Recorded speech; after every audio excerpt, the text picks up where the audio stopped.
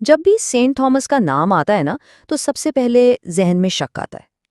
लेकिन उनकी कहानी सिर्फ एक लम्हे के शक की नहीं है।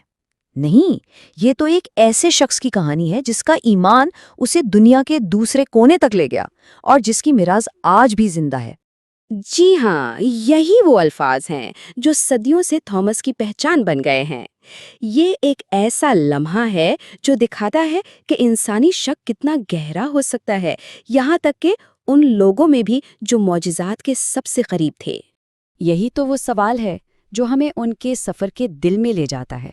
चले देखते हैं कि कैसे एक गहरे शक ने एक अटल और मजबूत ईमान की राह बनाई। अच्छा, थॉमस की शख्सियत को अगर समझना है ना, तो हमें उनके अंदर की दो बड़ी ताकतों को देखना पड़ेगा।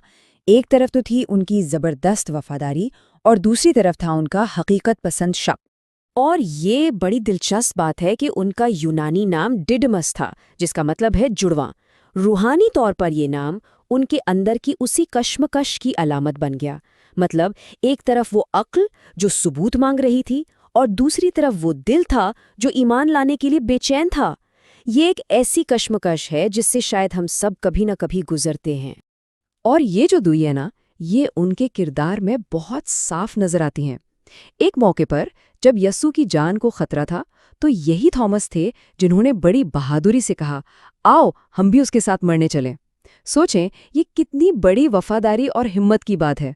और फिर क़यामत के बाद हम उनका वो मशहूर शक देखते हैं।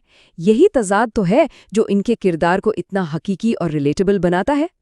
तो ये जो अंदरूनी कश्मकश चल रही थी, ये ख़त्म कैसे हुई? इसका जवाब एक बहुत ही ताकतवर और ज़ाती मुलाकात में छुपा है। एक ऐसी मुलाकात जिसने उनकी ज़िंदगी का रुख ही बदल दिया। जरा मंजर सोचें, शागिर्द डरे हुए हैं, एक जगह छुपे हुए हैं, लेकिन थॉमस अपने तमाम शुकूक के बावजूद उनके साथ ही थे। वो अपनी कम्युनिटी से अलग नहीं हुए, जो उनकी बुनियादी वफादारी को जाहिर करता है। और फिर ठीक इसी वक्त यस्सु दोबारा जाहिर हुए। जब यस्सु ने थॉमस को अपने जख्मों को छूने को कहा ना, तो बस थॉमस का सारा शक पिघल गया। और उनका जवाब, ए मेरे खुदावंद, ए मेरे खुदा, ये नए अहदनामे में ईमान का शायद सबसे मुकम्मल और गहरा इकरार है। ये सिर्फ ये मानना नहीं था कि यस्सु जिंदा है, बल्कि ये उनकी खुदाई का एक ज़बरदस्त ऐलान था। और यहाँ सबसे अहम बात यह है कि यस्सु ने थॉमस को डांटा नहीं, बिल्कुल नहीं, बल्कि उन्होंने बहुत नरमी से वो सबूत दिया जिसकी थॉमस को ज़रूरत थी।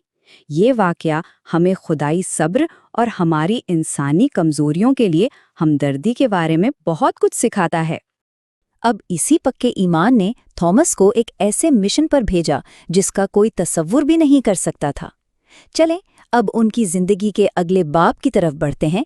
एक ऐसा सफ़र जो उन्हें रोमी सल्तनत की सरहदों से बहुत दूर मशरक की तरफ ले गया। ये टाइमलाइन देखें ज़रा, ये उनके सफ़र का पैमाना दिखाती है। यरूशलेम से शुरू होकर रिवायत कहती है कि इन्होंने मेसोपोटामिया और फारिस का सफ़र किया।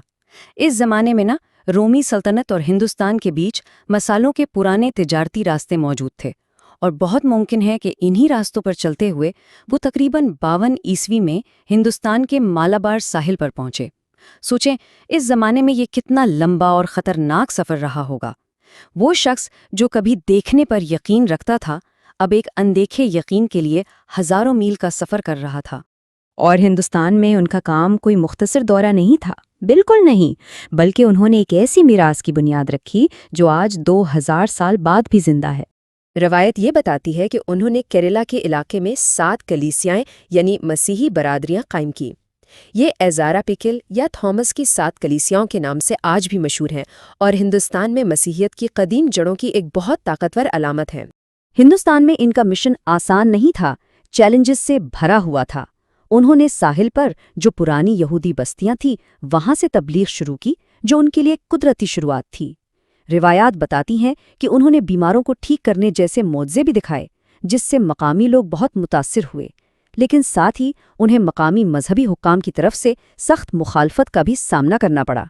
इस सब के बावजूद उन्होंने उमरा समेत बहुत से लोगों को मसीही बनाया और ऐसी मजबूत कम्युनिटीज़ कायम की जो आज भी सेंट थॉमस मसीही कहलाती हैं। ये उनके 2 दहाइयों के काम की एक जीती जागती मीरास है। مسیحی آرٹ میں جب بھی تھامس کو دکھایا جاتا ہے تو اکثر ان دو علامات کے ساتھ دکھایا جاتا ہے، ایک نیزہ جو ان کی شہادت کی یاد دلاتا ہے کیونکہ روایت ہے کہ انہیں ان کے ایمان کی وجہ سے نیزے سے مارا گیا تھا، اور دوسرا پیمانہ یا جسے معمار کا گنیا کہتے ہیں، یہ ہندوستان میں کلیساؤں کے بانی کے طور پر ان کے کردار کی علامت ہے۔ تو یہ دونوں چیزیں مل کر ان کی پوری زندگی کی کہانی بتا دیتی ہیں، ایک معمار اور ایک شہید۔ تو آخر میں تھامس کی کہانی کا اصل پیغام کیا ہے؟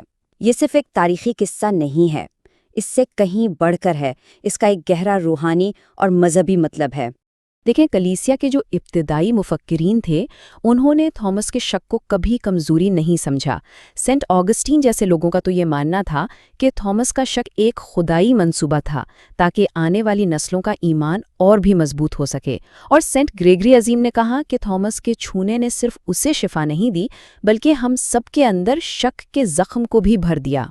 آخر کار تھامس کا یہ جو شک سے گواہی تک کا سفر ہے، یہ ہمیں ایک بہت اہم سچائی سکھاتا ہے کہ سچا ایمان آنکھیں بند کر کے مان لینے سے نہیں آتا، بلکہ یہ ایک ذاتی اور حقیقی مقابلے سے پیدا ہوتا ہے۔